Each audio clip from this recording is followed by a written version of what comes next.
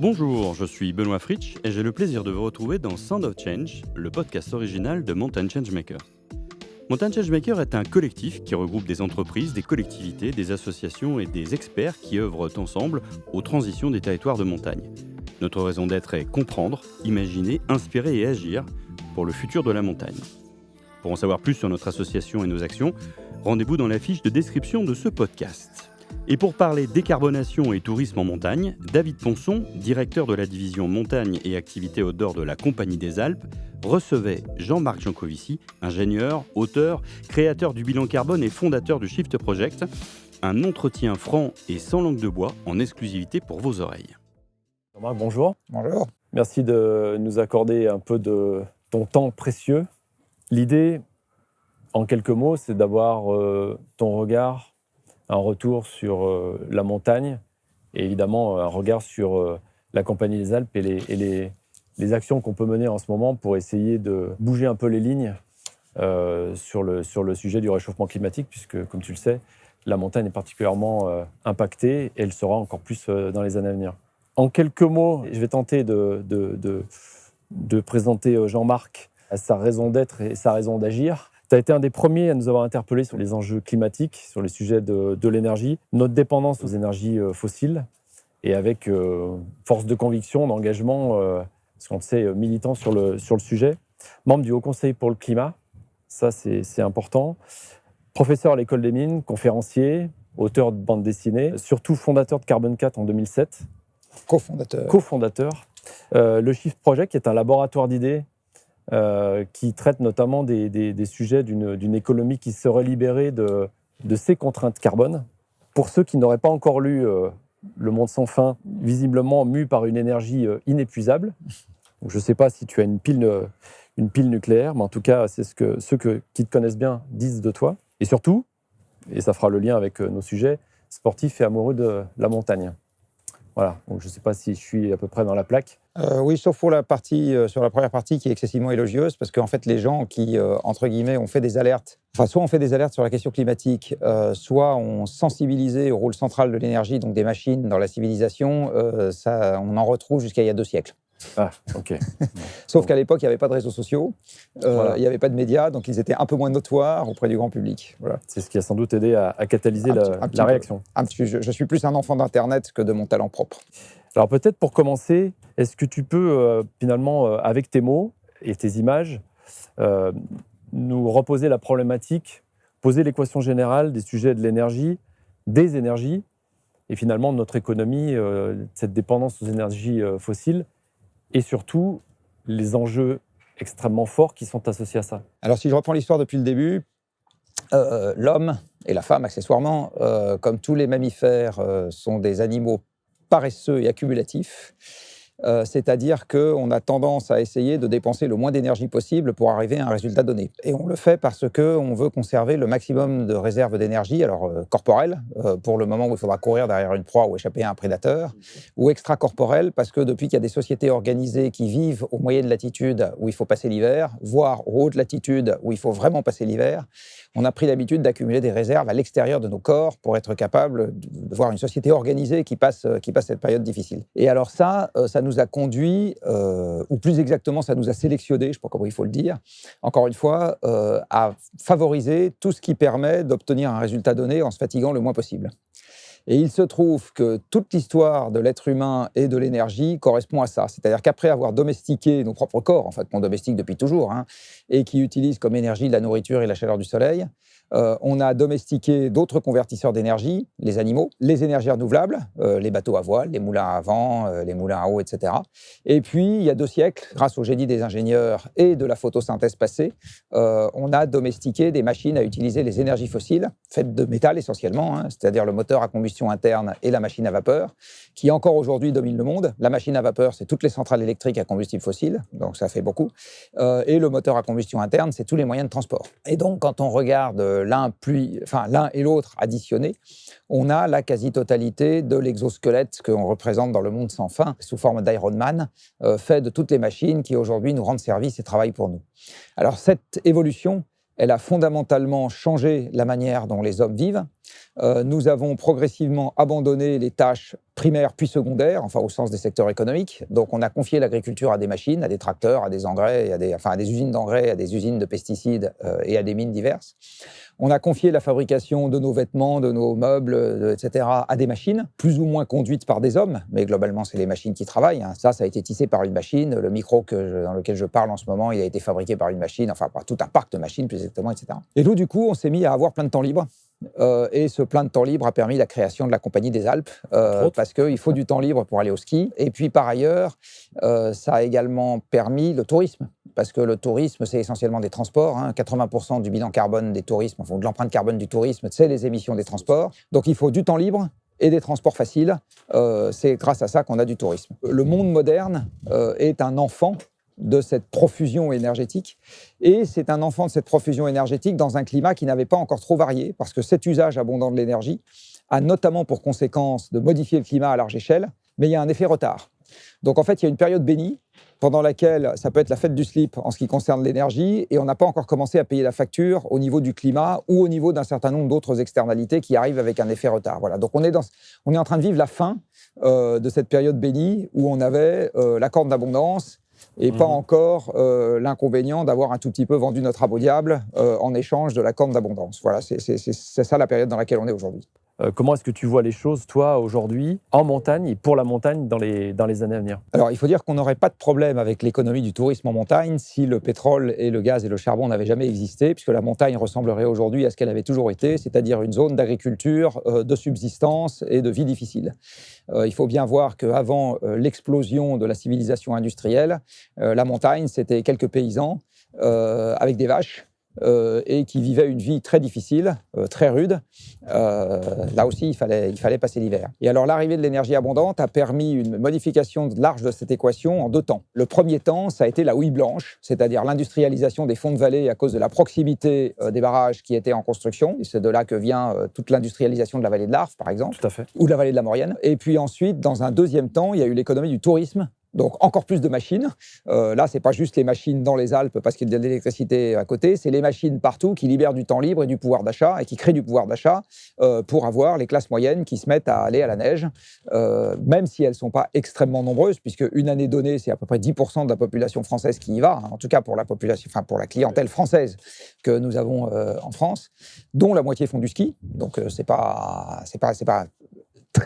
monstrueux comme activité au regard de la population française. Par contre, au regard des départements de montagne, ça a totalement modifié la donne, puisque, si mes sources sont exactes, pour la Savoie et la Haute-Savoie, par exemple, le tourisme représente maintenant la moitié de l'activité économique. C'est ça. Donc ces départements de montagne, aujourd'hui, il faut quoi pour qu'ils arrivent à vivre ? Du temps libre, du pouvoir d'achat, c'est-à-dire des machines, des déplacements, c'est-à-dire des machines, Ouais. et des conditions environnementales qui s'y prêtent pour l'hiver, c'est-à-dire de la neige. Alors, qu'est-ce qui va se passer à l'avenir ? Il va effectivement y avoir de moins en moins de neige, très clair. Il va y avoir de plus en plus de canicules, mais la bonne nouvelle, c'est que quand on est à 2000 mètres, on en souffre moins. Pour l'instant. Pour l'instant, mais globalement, on en souffre moins.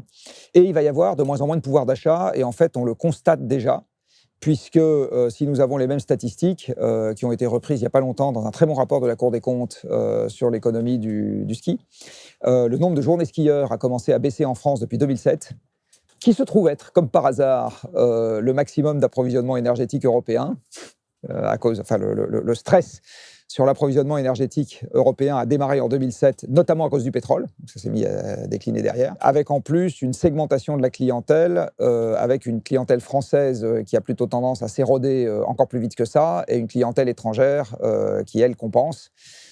Mais du coup, en alourdissant le bilan carbone des stations, puisque c'est plus des gens qui viennent de loin ou qui viennent en avion. Donc aujourd'hui, les stations se tirent un tout petit peu une balle dans le pied en contribuant à modifier encore plus le climat pour conserver des skieurs qui viennent de beaucoup plus loin. Donc l'avenir, je pense que si on le dessine à grands traits, c'est un loisir de riches, ayant les moyens d'aller sur des domaines skiables élevés, en venant de loin, parce qu'ils ont beaucoup d'argent pour le faire. En gros, voilà, c'est ça.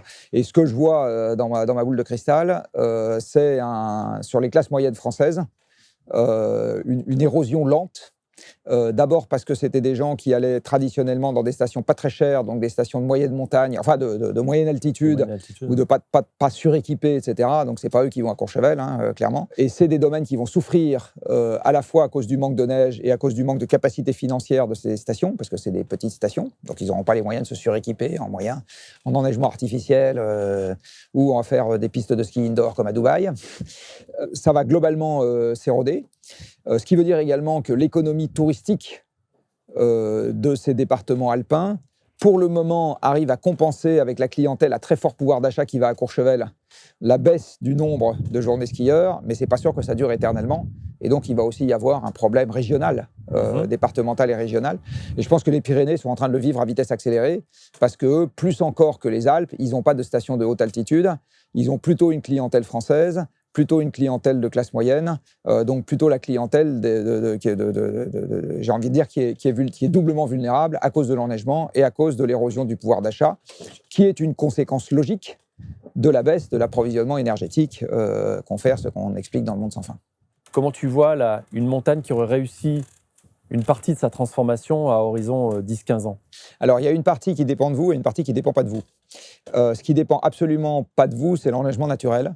Parce que ça dépend de l'évolution climatique, et l'évolution climatique dépend des émissions planétaires, embarquées déjà et à venir. Et après, il y a une inertie, quoi qu'il en soit, sur un certain nombre de paramètres. L'inertie, elle est là au sens où il faut attendre que les émissions deviennent nulles pour que la température atmosphérique s'arrête d'augmenter. Exactement. Or, au moment où on commence à diminuer les émissions, c'est pas là qu'elles deviennent nulles. Donc, après le début d'une action sérieuse, c'est-à-dire début de la baisse des émissions, on va continuer à avoir le climat qui va se réchauffer.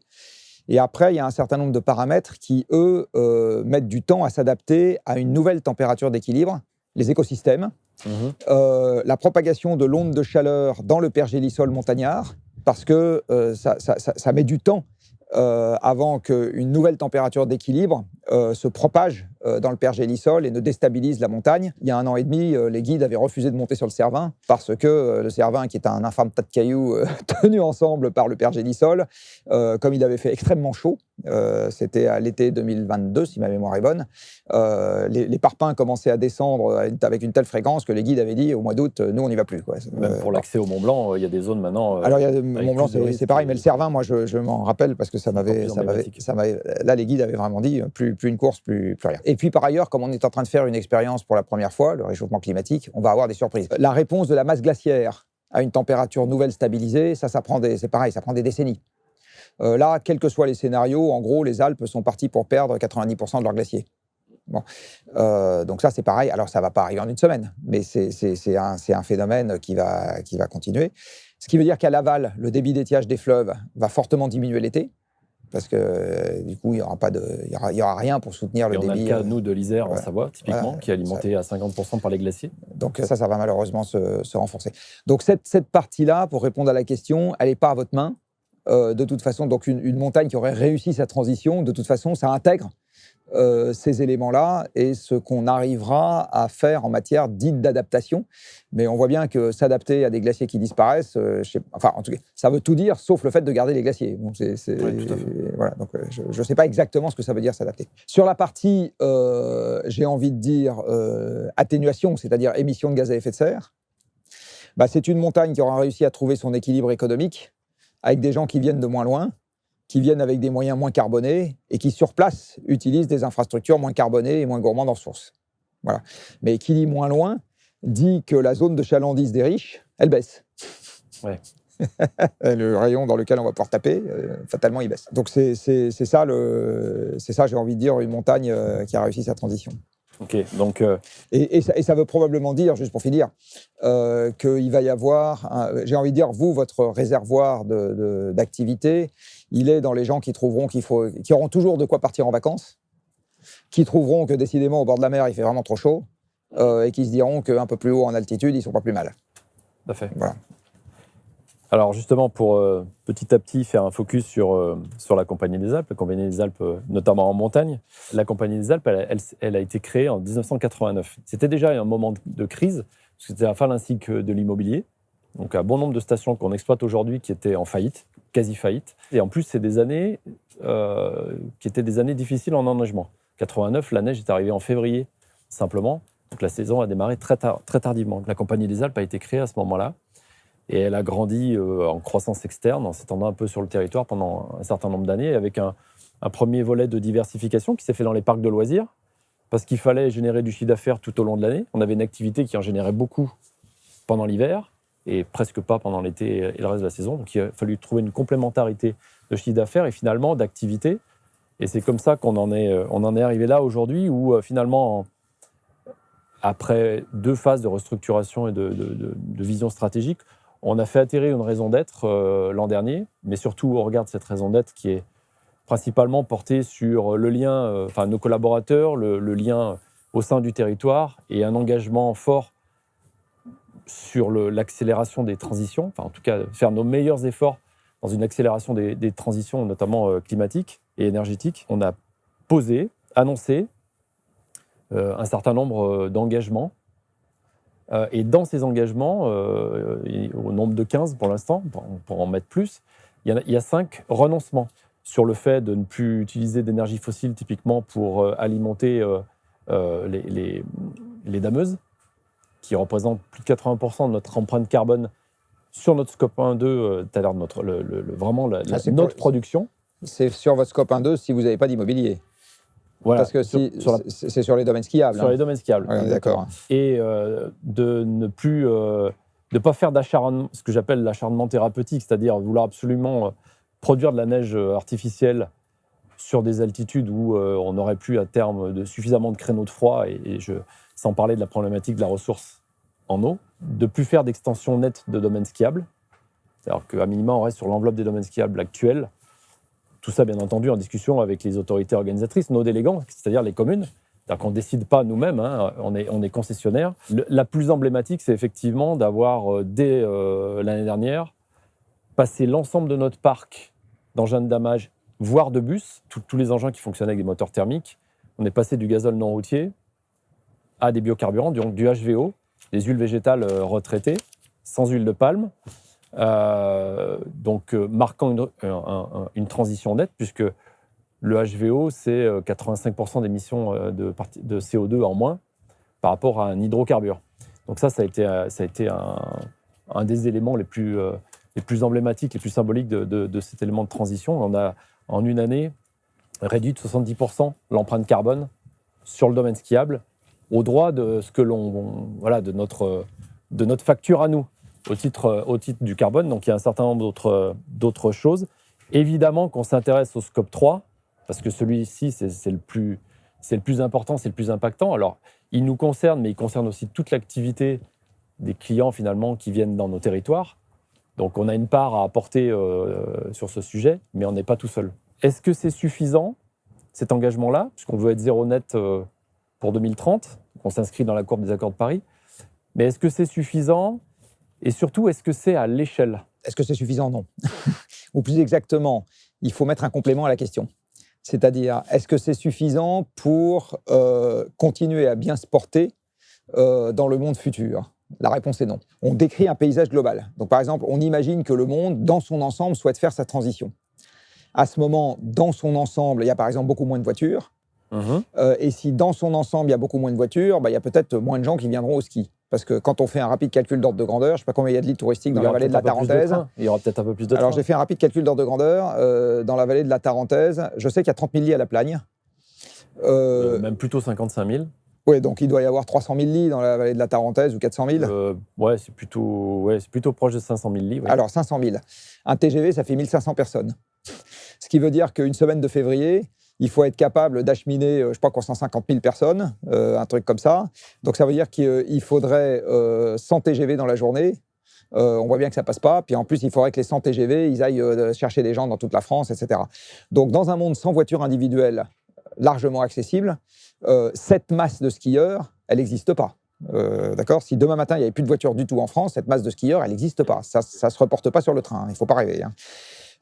Donc, dans un monde, par exemple, qui réaliserait sa transition dans son ensemble, ou une Europe qui réaliserait sa transition dans son ensemble, si on imagine que le parc de voitures est divisé par 2 à 3, indépendamment de l'horizon de temps, je ne suis pas en train de parler de 2030, 2040, la question c'est, est-ce que notre business, il survit ou pas dans ce monde-là ? Bon, et ça, faire du HVO dans les dameuses, c'est évidemment une bonne idée, mais ça ne répond pas à la question que je viens de poser. Je suis désolé d'être aussi direct. Ma réponse, c'est que ça marche un petit moment. C'est-à-dire, ça marche dans une société dans laquelle, quelque part, il n'y a pas de grandes modifications qui s'opèrent. L'image de marque est le truc qui domine, ou plus exactement, c'est le déterminant du premier ordre. C'est la valeur de la marque aux yeux des clients. Donc, c'est le nom de la station, etc. Et puis, bon, OK, c'est sympa que la station fasse des efforts, mais c'est dans un monde qui transitionnerait pour de vrai, j'ai envie de dire, de gré ou de force, ça répond pas, c'est pas suffisant pour répondre à la question. Donc, une première manière de répondre à la question, c'est de se plonger dans un univers qui a sa cohérence propre. Par exemple, la transition de gré. Par exemple, la transition de force. Alors, la transition de force, c'est quoi? C'est d'ici à 2050, il y a 10 fois moins de pétrole qui rentre dans l'Union européenne. Pas 2 fois moins, pas 5 fois moins, 10 fois moins. Ce qui n'est pas un truc impossible. Hein. Que fait la Compagnie des Alpes dans un monde qui a 10 fois moins de pétrole? Est-ce qu'il y a toujours suffisamment de riches qui ont les moyens de venir en jet privé jusqu'à Annecy et donc ce n'est pas un sujet? Est-ce qu'il n'y a pas les moyens? Je ne sais pas. Mais il faut regarder aussi. Et là, parce qu'en gros, la résistance d'une chaîne, c'est la résistance de son maillon le plus faible. Tout à fait. Et son maillon le plus faible, j'insiste, ça ne veut pas dire qu'il ne faut pas s'occuper des dameuses, mais ça ne sera pas le carburant des dameuses. Et en plus, le monde, il est multidéterminé. Il n'y a pas que le climat à un instant donné qui se passe. Ou plus exactement, il y a les conséquences de tout ce qui se passe dans le monde sur le monde lui-même. Donc il y a des aspects géopolitiques. Au moment du Covid, j'imagine qu'il y a quand même eu un peu de... Là, pour le coup, il y a un petit trou dans les recettes. Exactement. Et on n'est pas à l'abri que ce genre de trucs reviennent. Voilà, donc mais sur la partie climat, encore une fois, j'insiste, il faut bien voir à quelles questions on répond. Et aujourd'hui, là, je vais me permettre de répondre avec ma casquette Carbone 4. Globalement, les acteurs qui s'attaquent à ce genre de problème le font encore en étant sous-équipés l'essentiel du temps en moyens intellectuels et en méthodes pour s'attaquer proprement au problème. Alors, c'est à la fois parce qu'ils ne réalisent pas bien et un tout petit peu parfois du déni parce qu'ils se disent « Bon, dépêchez-nous de ne pas trop regarder parce que des fois qu'on apprenne des mauvaises nouvelles, on ferait mieux de s'occuper d'autres choses. » Je pense qu'il y a un mélange des deux. Parce qu'on a analysé le sujet sur notre périmètre déjà, parce que commençons par balayer devant notre porte. Bien sûr que changer le carburant ou l'engagement zéro net est quelque chose que l'on doit faire, que tout le monde doit faire d'ailleurs si on veut avoir des résultats. Et c'est important, parce qu'il y a une exemplarité peut-être encore plus forte pour la CDA que de donner un peu le lead sur ce sujet-là. La deuxième partie de la question concerne qu'est-ce qu'on pourra faire demain dans une montagne où il y aura potentiellement moins de neige, ça on le sait. Ça demande un diagnostic complet parce qu'une fois qu'on a dit il n'y a pas de neige potentiellement, on a tout dit et rien dit. La question du réchauffement climatique, elle peut handicaper le tourisme d'été.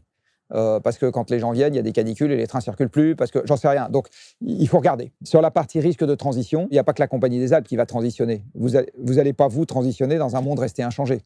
Donc, la bonne question à se poser, c'est si le monde transitionne dans son ensemble, qu'est-ce que ça induit comme changement de contexte pour nous et quels sont les risques que ça amène? La mauvaise nouvelle, c'est donc que je n'ai pas de réponse déjà toute faite. La bonne, c'est qu'il y a des méthodes pour aborder ce genre de questions. Si on devait peindre un tableau, prendre une photo de la CDA qui a avancé sur sa transition, son écosystème aussi, à une vitesse X, quelle image ce serait pour toi?